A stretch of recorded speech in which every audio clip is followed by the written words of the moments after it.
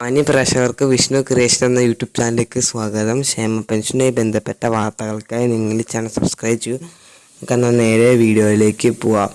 Vishu Easter പ്രമാണിച്ച് കുടിശ്ശികയായി കിടക്കുന്ന ഒരു മാസത്തെ ഗഡുവിൽ നിന്നും കൂട്ടി ഈ മാസത്തോളം കൂട്ടി വിഷുവിന് മുമ്പ് 3200 രൂപ നമ്മളുടെ ബാങ്ക് അക്കൗണ്ടുകളിൽ കൈകളിലേക്ക് എത്തിച്ചേരുമെന്ന് പറഞ്ഞായിരുന്നു. എന്നാൽ അതിന് പണം കണ്ടെത്താൻ സാധിക്കാത്തത് കൊണ്ട് തന്നെ ഒരു മാസത്തെ ഗഡുവാണ് നൽകുക.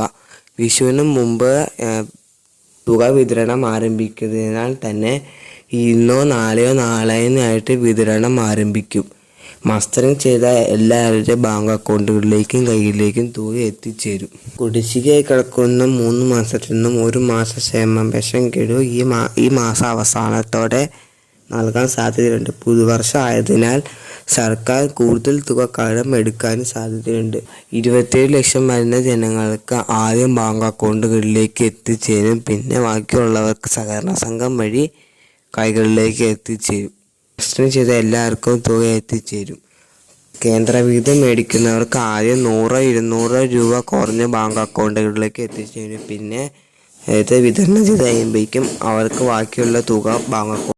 ഇത്രയാണ് ഈ വീഡിയോയിൽ പറയുന്നത്. ഇതുപോലത്തെ വാർത്തകൾക്കായി നിങ്ങളുടെ ചാനൽ സബ്സ്ക്രൈബ് ചെയ്യൂ, ഷെയർ ചെയ്യൂ. അടുത്ത വീഡിയോ ആയിട്ട് പിന്നെ കാണാം.